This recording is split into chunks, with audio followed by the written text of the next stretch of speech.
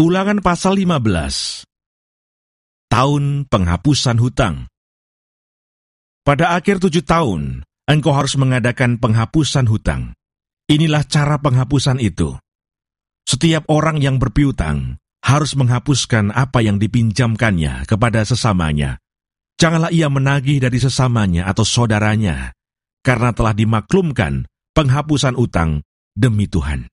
Dari seorang asing boleh kau tagih, tetapi piutangmu kepada saudaramu haruslah kau hapuskan. Maka tidak akan ada orang miskin di antaramu.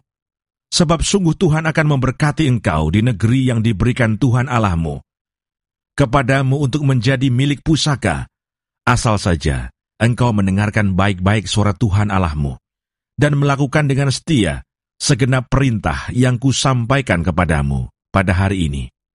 Apabila Tuhan Allahmu memberkati engkau seperti yang dijanjikannya kepadamu, maka engkau akan memberi pinjaman kepada banyak bangsa, tetapi engkau sendiri tidak akan meminta pinjaman. Engkau akan menguasai banyak bangsa, tetapi mereka tidak akan menguasai engkau. Jika sekiranya ada di antaramu seorang miskin, salah seorang saudaramu di dalam salah satu tempatmu, di negeri yang diberikan kepadamu oleh Tuhan Allahmu, maka janganlah engkau menegarkan hati ataupun menggenggam tangan terhadap saudaramu yang miskin itu. Tetapi engkau harus membuka tangan lebar-lebar baginya dan memberi pinjaman kepadanya dengan limpahnya, cukup untuk keperluannya, seberapa ia perlukan. Hati-hatilah, supaya jangan timbul di dalam hatimu pikiran dursila demikian.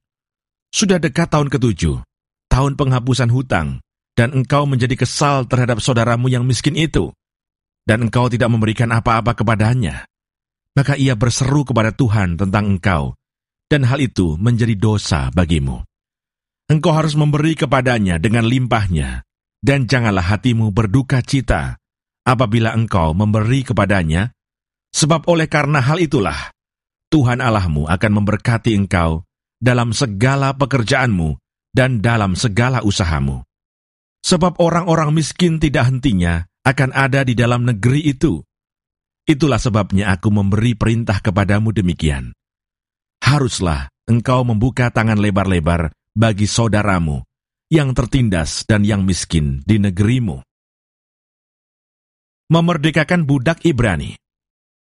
Apabila seorang saudaramu menjual dirinya kepadamu, baik seorang laki-laki Ibrani ataupun seorang perempuan Ibrani, maka ia akan bekerja padamu 6 tahun lamanya.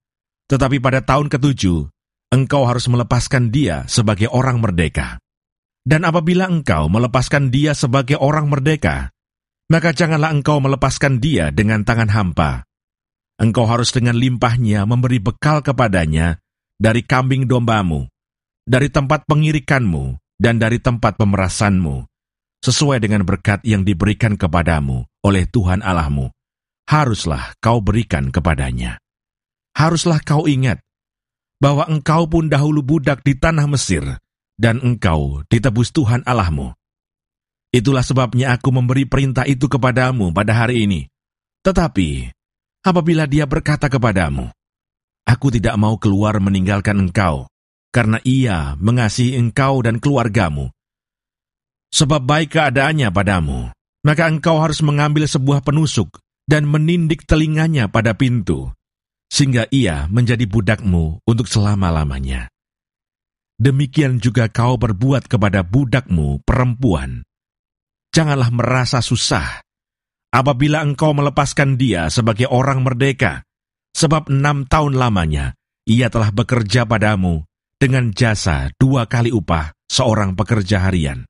Maka Tuhan Allahmu akan memberkati engkau dalam segala sesuatu yang kau kerjakan.